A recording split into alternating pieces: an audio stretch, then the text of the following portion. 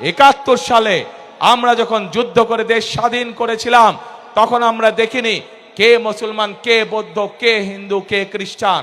আমরা 2024 সালের গণ অভ্যুত্থানে যখন রাজপথে সারা বাংলাদেশের মানুষ নেমে এসেছিল স্বৈরাচারের বিরুদ্ধে, আমরা দেখিনি কে মুসলমান, কে হিন্দু, কে বৌদ্ধ, কে খ্রিস্টান।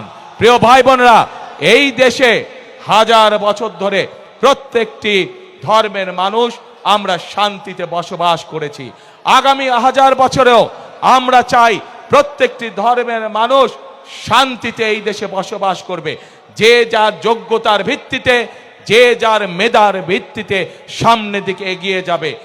প্রত্যেককে বিচার করা হবে তার যোগ্যতা, তার মেধার ভিত্তিতে, ধর্ম দিয়ে কোনো বিচার করা হবে না তাকে। প্রিয় ভাই বোনেরা, সেই জন্য আসুন সেই রকম একটি বাংলাদেশ যদি গড়ে তুলতে হয়, তাহলে বিএনপি ইনশাআল্লাহ আপনাদের পাশে আছে।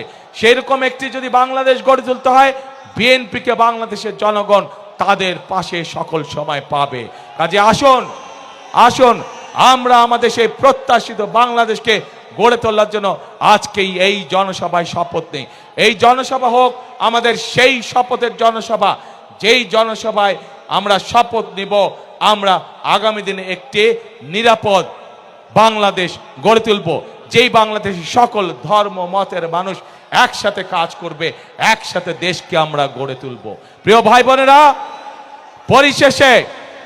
পরিশেষে আমি এই এলাকার উন্নয়ন, এই বাংলাদেশের উন্নয়নের জন্য আপনাদের সকলের কাছে ধানের শীষের পক্ষে ভোট চাইয়ে যাচ্ছি আপনাদের কাছে।